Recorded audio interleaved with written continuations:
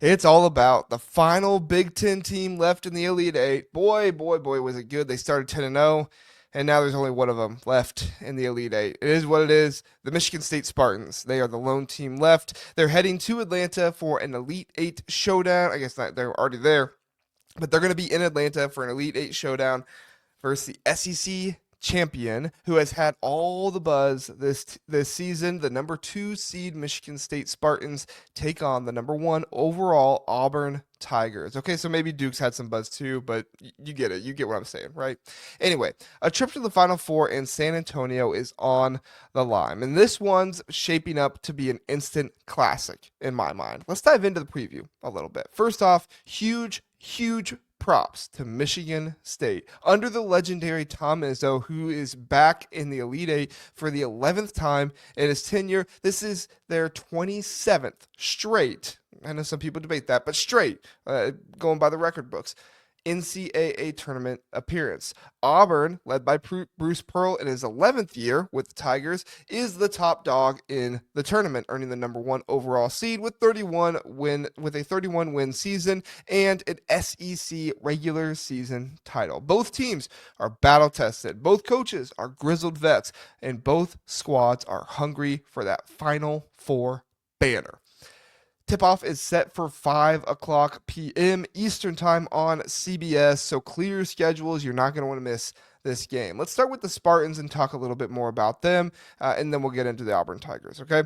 Michigan State's road to this point has been anything but conventional in modern college basketball. They've leaned on their depth and adaptability. They haven't gone super big into the portal, shape-shifting their lineups to match their opponents. Against Ole Miss in the Sweet 16, they went small, starting 6'6" forward Cohen Carr alongside Jackson Kohler, while 7-foot senior Simone Zapala didn't play a single minute.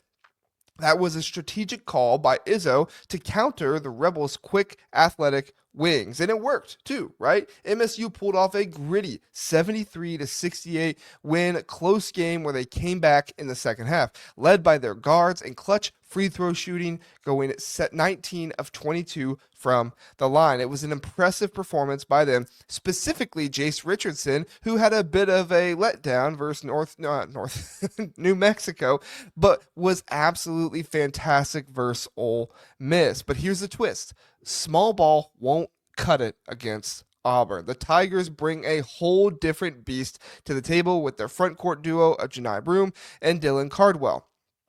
Now, Michigan State has seen Danny Wolf and Vlad Golden twice this year and handled them with ease both times, but this seems like a little bit of a different beast to me, and I think you would agree after seeing those two teams play a couple days ago. So expect Michigan State to go big, similar to how they did versus Michigan, but maybe not exactly. Zapala, he started 35 of the 36 games so far this season. He is back and in the mix, and he played 16 minutes and 11 minutes versus Michigan in their two matchups. At 7'1", 250 pounds, he's got the size and the strength to battle in the paint. Jackson Kohler slides to the 4, and defensive stopper Carson Cooper will be fresh off the bench. Izzo's even hinted at playing Xavier Booker, who's been glued to the bench really the last 2 games. Haven't seen him since Bryant. However, he did play a total of 15 minutes in the 2 games versus Michigan. I think it was 8 the first game, 7 minutes the second game. This is a return to Michigan State's smash mouth identity. Big, physical, relentless. Zapala could be the X factor here. He's averaging just 4.3 points and 4 rebounds, but his teammates and Izzo are hyping him up for this matchup. Kohler called him, quote, huge, end quote, for keeping Auburn's bigs off the glass and providing a scoring option even. I think you'll probably see more Carson Cooper than Zapala in this one, but still, you're probably going to get more Zapala than what you normally do, or at least close to 10, 11 minutes in this game. Although Zapala does start, Cooper has played more and has been more effective to me. However, Izzo did say he expected to see more minutes for not only Zapala, but Xavier Booker too. It would be textbook Izzo not to see Xavier Booker since the Bryant game, and Zapala wasn't even in the last game versus Ole Miss, to see them both get increased time versus Auburn. In fact, Zapala even expects it, as he said he is excited to play and impact the game. He is unselfish and hungry. He's been symbolic of the Spartans roster, and that team first and the team first mentality might just give them the edge. Now, let's flip over to the other side and talk about Auburn. The Tigers took down Michigan 78-65, outscoring the Wolverines 48-36 in the second half. Johni Broome, a 6'11 senior and SEC Player of the Year, is a double-double machine. 18.5 points, 10.2 rebounds, plus 100 assists on the season. Excuse me. He dropped 22 and 16 against Michigan. Then there's Dylan Cardwell, a 6'11", 255-pound fifth-year senior who's a rebounding and playmaking force. Together, they grabbed 19 offensive rebounds against Michigan's 7-foot bigs. Auburn's front court, they're legit. Broome even said humbly that he thinks they have the best front line in the country, and with the way they looked against Michigan, it would be hard to argue with him on that. But that's not just the bigs. Auburn has fantastic guard play that is playing red hot, led by freshman Tahad Pettiford as well, who dropped 59 points in 3 tournament games so far. His fadeaway shot versus Michigan, where Reuben Jones fouled him at the end, toward the end, was unreal and was the nail in the coffin for me in that game. Denver Jones and Miles Kelly add toughness in shot making. Bruce Pearl knows his guards, and he doesn't lack confidence in them either. Just check what he had to say. I think it was in the SEC tournament, wherever he was. Just go back and check and see what he has to say about him. He's pretty confident in him. I'm not going to go there, but let's just say he's confident. Anyway, but they will be tested by Michigan State's backcourt. Jace Richardson, Jaden Akins, Trey Holloman, and Jeremy Fears combined for 47 of Michigan State's 73 points against Ole Miss. Pearl called Michigan State's guards elite athletes and expects a real battle in or on the perimeter. He's not wrong. The guard matchup could swing this game. Here's where it gets fun.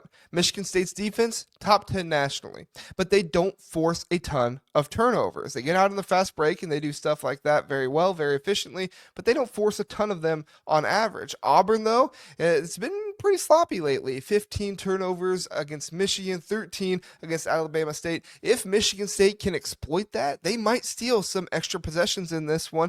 On the flip side, Auburn's number 1 in the country in limiting assists. They only allow 9.5 assists per game. They're going to stop the ball. They're going to make you go one-on-one with them because they believe they have the best players in the country. I'm not arguing with that, as that's why I think Michigan State has to be creative in combating that. Michigan State is a great team, but they are not a team full of alphas like Auburn is. They need to play like a team, and Auburn will do everything they can to prevent that. If Michigan State has to rely on iso ball, I don't love their chances. They can get to the line where they lead the Big Ten with 22.5 attempts per game, but they've got to keep it at 77.8% or more team free throw shooting average, which has been humming, but they can't have a bad free throw shooting game in this one. They just can't.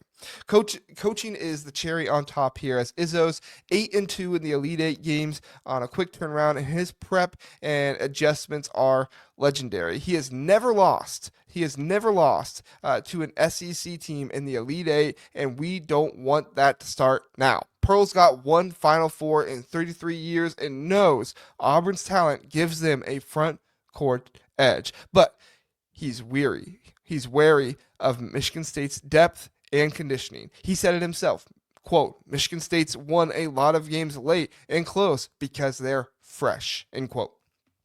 Both teams thrive on second half runs. Auburn outscored Michigan by 12. Michigan State trailed at the half by 12 in 12 of their last 16, but gone 12-4 in those games. Who's got more in the tank when it comes to this matchup? Let's get to some predictions and thoughts here. I see almost everyone who's talking about Michigan State getting the win here, giving it to them with a slight edge here, banking on Izzo's magic and Auburn's recent hiccups. Personally, if I were to pick Auburn, I'd say it's probably 76, 71, somewhere in that range, leaning on Broome and their talent, really forcing Michigan State to get into some iso ball situations they're not comfortable with. But I'm not going to take Auburn. I'm going to take Michigan State in this one. I'm going to take who I see as the better coach. I'm going to take who I see as the team with more to play for. I'm going to take the Spartans to get excellent guard play that will expose the team defense of Auburn and shut them down with excellent defense and at least 12 fast break points as well. So let me know, folks. That's your Elite Eight preview. Michigan State's bringing the size, depth, and Izzo's grit. Auburn's countering with Broome, Pettiford, and top seed Swagger. Atlanta's going to be rocking tomorrow. First game at, I believe, 2 o'clock Eastern time. Don't miss it.